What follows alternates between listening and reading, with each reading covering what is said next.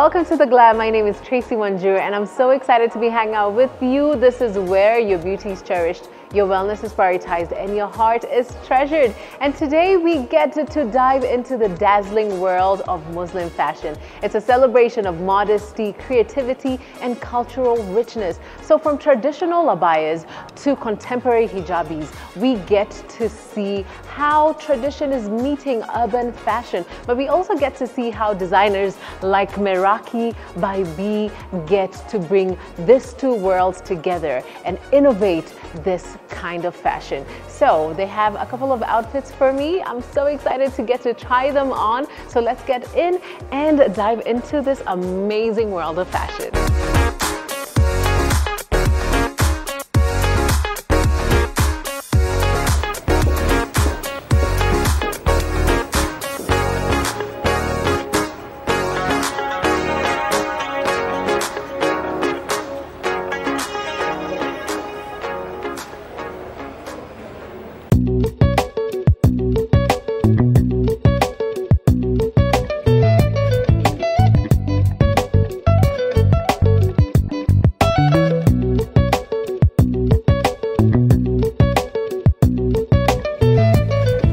Here is look number one, and to be honest, I would want to tell you a lot about this look, but because I don't know much about, Muslim fashion, today we're going to now hand it over to the experts who are going to explain to us more about the different looks. So this is look number one. Let's get into it.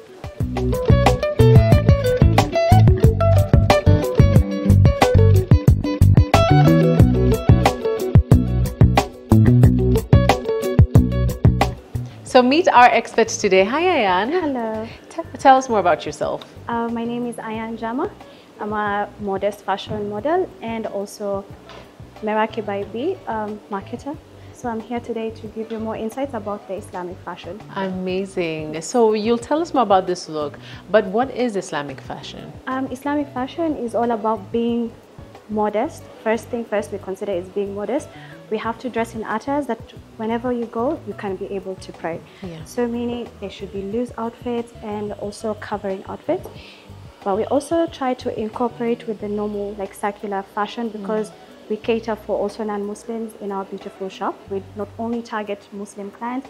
So you can see this is a modest fashion. You can see it's both going to be worn by a Muslim lady or a non-Muslim lady, because you can see it's covering everything and also still stylish. Yeah, I never knew about that prayer aspect part, because it really just makes sense. When you're praying, you have to be modest, Yes.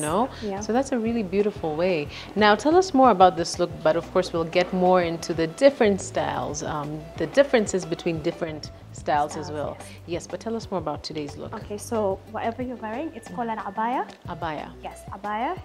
It's an Arabic word. So this is an embroidered, mashallah, it's very pretty, it's embroidered. Now the main style here is this. This is what we focus on. Before, abayas were very plain. You could just go buy like a black abaya that is just plain, nothing, no embroidery, no nothing. But now you can see our abayas have evolved. Now you see abayas can be stylish, they can have flowers, they can have different colors. Before, people used to focus on only black abayas, but now we're not identify with only black as a color, but also different colors. I love that. Yes. So this is almost like a two-piece, because it has a dress inside and it has now this abaya. So now is the abaya this alone, or is it the entire two-piece? So now the abaya is everything you're wearing, because it's all about modesty, right? So abaya represents you looking modest. So for example, you see this is an open abaya. I'm also wearing one. Now you wear a loose outfit inside. So before, you'd probably choose an outfit that you'd want to wear with the abaya because of like the color black. But now, since it's in different colors, we decided to try and at least give it a structure whereby you can have something inside that is loose and you can wear it on top, which is an open abaya, and you will feel more decent, rather than probably wearing an open abaya with jeans. Somehow it's still conflicted with modesty. Okay, which was actually going to be my next question, is would it make sense for you to wear an abaya and then inside wear jeans, a cute top and heels? Is that something that's acceptable when it comes to Islamic fashion? Okay, Islamic fashion is all about looking modest. As I had insisted on the first thing, I said you have to dress in a style that you'll be able to anywhere you go. So the first focus when you're dressing is thinking about your salah, which is 5 times a day. So now if you wear, for example, jeans, something tight, and an open abaya, that is still not modesty. Because if you walk and probably your legs or something is showing in a tight outfit, people still don't consider that as a modest outfit. Okay. So it's all about the salah, right? Yes, that's the most important part about Islamic modest fashion. Amazing. So always focusing on that, and that dictates whatever you wear. Yes. I love that. Yes. Now, when it comes to the headscarf, what makes, I mean, how do you choose a headscarf? Is it, I mean, you can tell us more about that. So you can, for example, when you see I'm wearing, this is a very big scarf. But I did a style to make it a little bit smaller and looking stylish. But when I open it, it's really huge. Because when you walk around, you have to make sure you cover yourself. Like, you wouldn't want your chest or anything to be out there. But still, you can wear the small scarves that still give you modest. Like, you can just tie them and you feel like you're well dressed, but make sure the top you're wearing, something on top of your outfit, is baggy. If you're gonna consider wearing like a smaller scarf, make sure whatever is on top is like bigger, so that you make sure everywhere is covered. Yes, and also the scarves we have to choose with, still, make sure you wear a scarf that you will be able to pray. For example, if I'm wearing my abaya, when I'm praying, I have to cover my hands, right? So if my scarf is so small and my abaya is small, my hands will be out, still my salah will not be valid. So now, yes, the texture is also important, because when you're walking around, you don't want you don't want your scarf to be falling off all the time. So the texture is also important, and also how you tie your hijab is also I noticed very that, important. Because you can see from the texture I'm wearing, if I do not tie this tie, it will be falling. Yes, and we also have different materials. We have the chiffon, we have the jersey scarves, which are everyone's favorite because they hold. Okay, yes. I love that. So we're going to get into the second outfit. I think this is a very simple but very cute outfit. You look very nice. I love it. You know, I could actually wear this. So we'll talk about, you know, how you cater for both, you know, Muslim and non-Muslims. And we'll also talk about this constructing modest fashion, because for the longest time, modest fashion has looked very boring and basic, but it doesn't have to be. So we'll do that as we now progress with the outfit fittings. Yes. So this is look number one. Out of 10, what would you give it, Ayan? 10. 10 out of 10. Yeah, because of the pretty lady also. Thank you. I love it. It's so pretty. Yeah, mashallah.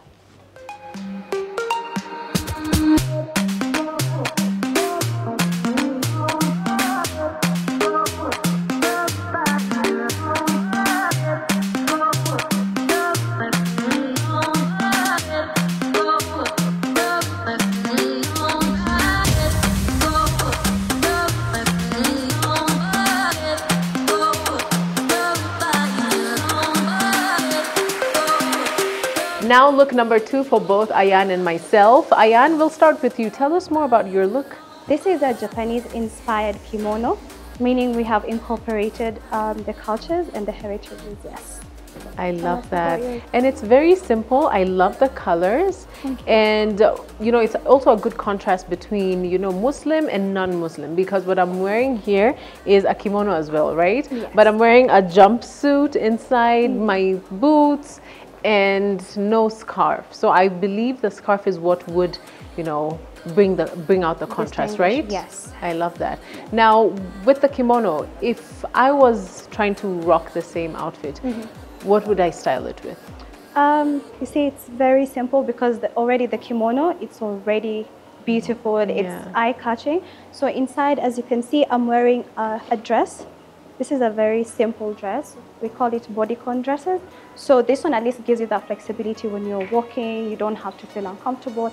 And also, in case your kimono is, for example, open, you see, at least you're still modest. Yes, you're still modest. And you can also tie it in different styles if you want to, like, bring it round. It's whatever you like. Okay. So yeah. I love that.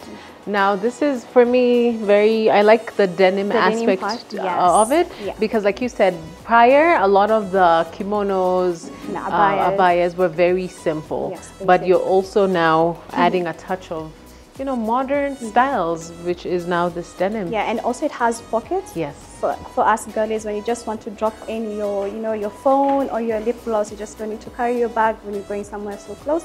So yeah, make it very convenient for you too. I love that. Now we've talked about a couple of things. We've talked about abayas, we've talked about hijabis. Yes, the hijab. Hijab, okay, hijab.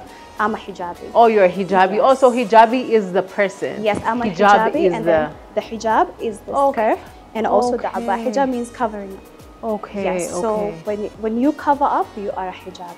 Okay. So hijab is the covering. Cover up. Yes. Okay. Abaya is the attire. Yes. This is the attire abaya, and then this is the hijab.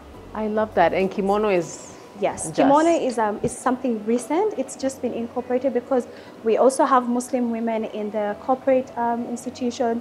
And as we said, the basic abayas, I don't think it's advisable to go to a meeting or somewhere fancy with just something so basic, unless you're just gonna do some jewelries on it.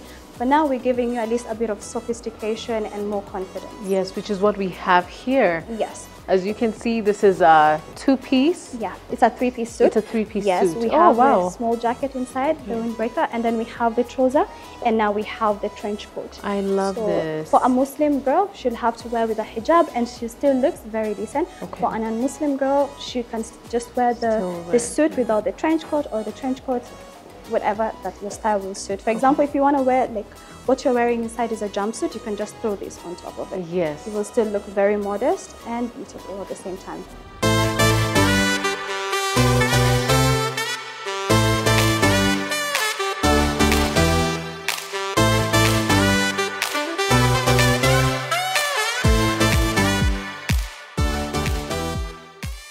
So for a Muslim, you always have to have your hijab. Hijab is something compulsory. It is compulsory. Like, it's an obligation for every Muslim woman to cover herself. Okay. Yes. So even if we're transitioning into very modern, you know, very open, you know, kind of society, the hijab is still constant despite the transitions in style, in culture, etc. Yeah? Yes, because if you want to pray, you can't pray without your hijab. Your hair cannot be seen when you're doing your prayers. So that's why we have to cover up. Okay. Yes. And why was Meraki by B started? Meraki means doing something you love. It's a Greek name. And considering I've always been a very stylish person, the owner has always been a stylish person. So a lot of people have been inspired by our style, and they always wanted to, you know, dress something close to what we dress. So we thought, like, why not bring it to the people, because of the uniqueness that we also offer. And you can see our materials are very good, like the texture are very really good materials. So we also want people to be modernized but still Muslim. Yes. So we wanted to bring that beautiful modest fashion to people that would need to access it. That is just not me or my fellow lady. Yes. One of the things that you told me was that a bigger percent of your clientele is actually non-Muslims, yes. Which is very interesting. Yeah.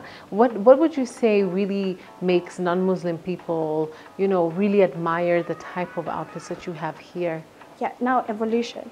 So let's talk about that, because before you distinguish a non-Muslim by how they dress, probably because of the skirts, sometimes it's short and stuff, and you distinguish a Muslim woman by how she's dressed, like the abaya and stuff. But right now, we feel like also the non-Muslims are inspired by our beautiful fashion, and people now are more, you know, woke. People are now more educated, and we no longer use the term, oh, she's a Muslim because she's covered, or no, she's a non-Muslim because she's not covered, because we cannot use such identity to now identify people. So yeah, we find like non-Muslim women enjoy our fashion because it's very vibrant. Yes, vibrant, modest as well. Yes. I believe modesty is also coming back. You know, modesty is mostly a thing for the past because, I mean, times then were much different. But now modesty is also being embraced. Even myself, I'm on that modesty journey. So wearing something like this makes me feel more beautiful than when I was 20 and my vibe was the lowest cleavage I could ever find, you know, the shortest shorts ever. But I feel that is something that people are embracing. Do you feel like modesty also comes with age as a woman? Yeah, because you see, even for me, when I was younger, I wouldn't lie to you, I used to wear like the big ones. I'd probably take my abayas, tighten it a little bit because, you know, it's the in thing. But as you know, we grow older, you find like, you know, being modest is more classy. for a woman, when you are modest, even people view you differently. You will not work as a modest hijabi. You will not find people catcalling me because they're not seeing anything that is interesting in their eyes. So I'm confident, I'm comfortable walking, and you see, my hijab is my pride. When I dress like this, I feel powerful. I love that. Yes. Now Eid just concluded, and how do you feel about finishing the holy month of Ramadan?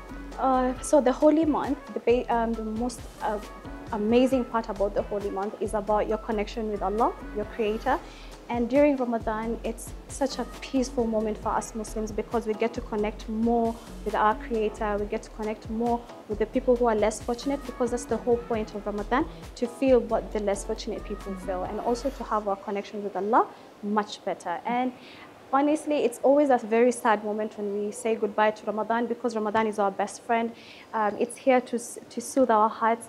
It comes to us when we really, really need it, when our souls are like darkened and tightened. So Ramadan is a healer for us. So when we say goodbye to Ramadan, it's always so emotional. And we pray that we are able to see the next one, inshallah. And consistently just keep up the same values. So now throughout. we're hoping the dua and the prayers that we did during this Ramadan will be answered. I love that. Now, of course, I'm sure a lot of you also took that time to look your best.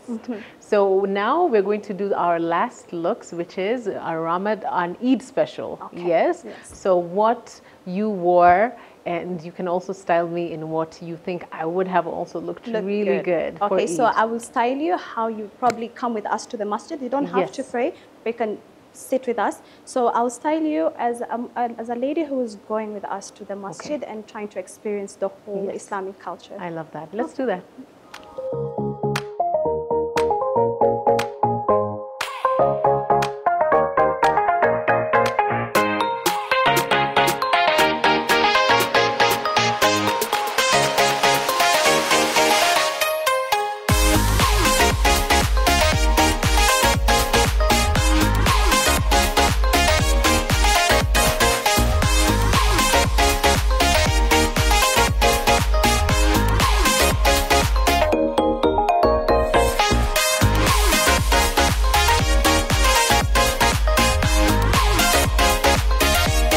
And lastly, our Eid style. And I love what you picked. The only thing that you didn't pick out for me is a name. Oh,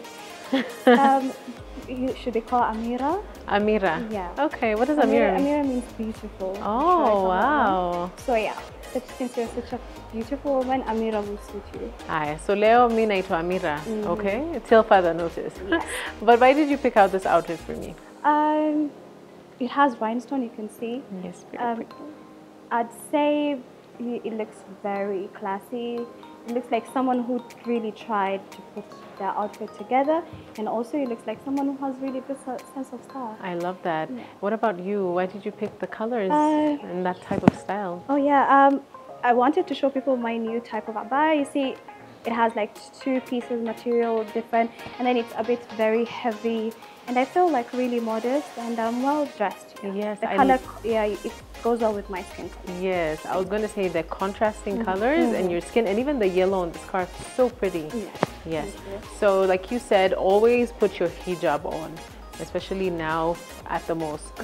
Definitely, you always have to be modest. You want to experience the Islamic culture, you visit our homes. We welcome everyone. We don't necessarily have to cover yourself, but since it's a journey that we're trying to take you through, we want you to feel how we also feel when we are covered. And I hope you're enjoying it so far. Yes, I love that. I mean, honestly, I've felt really beautiful in all the pieces that I've worn. And I can only imagine wearing this every single day. Then that just boosts your confidence, because I don't know about you, but for me, anytime I'm feeling comfortable but cute, you know, it just really boosts your confidence. Definitely. What about you? What makes you feel the most confident, and What makes me feel the most confident as a Muslim girl is my hijab, like knowing that I can leave home dressed properly and I can pray anywhere that I'm able to, and the fact that just not missing my salah is the most beautiful part about it, knowing that I'm safe. When I'm walking, I'm safe. It's easy to identify me, because when you see me dressed like this, you just know this is a Muslim girl. In case anything happens, at least you have a name, a Muslim lady, something happened to her, something good or bad.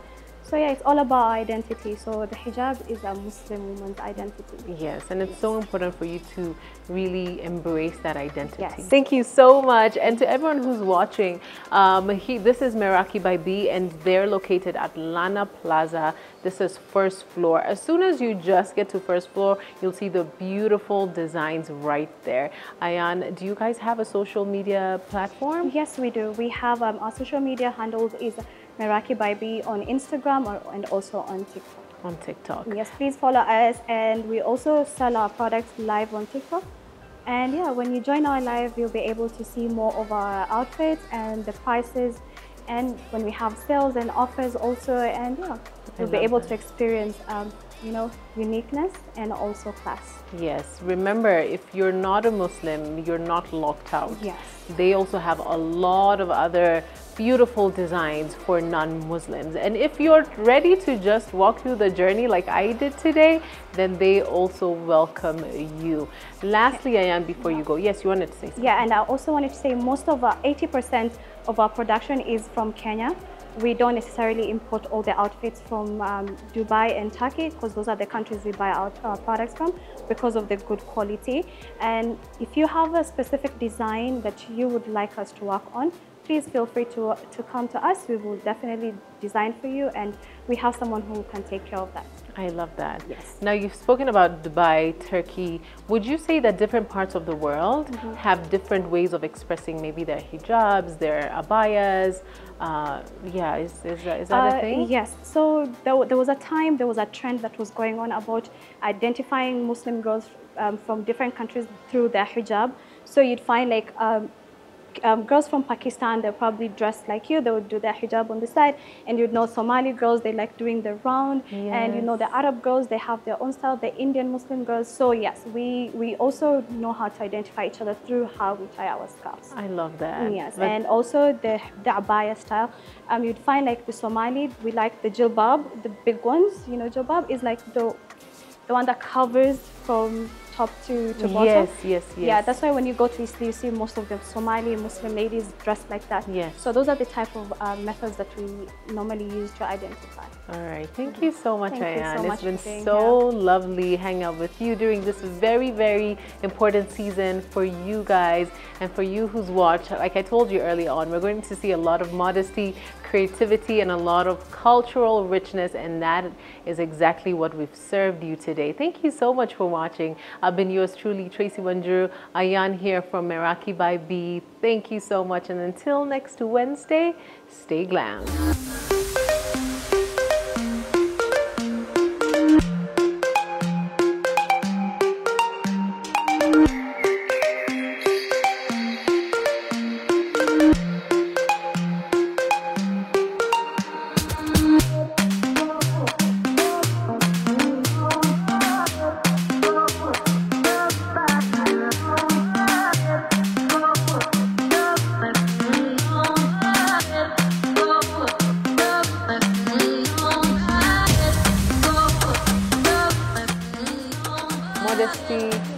Modesty, cultural richness, and creativity. Okay.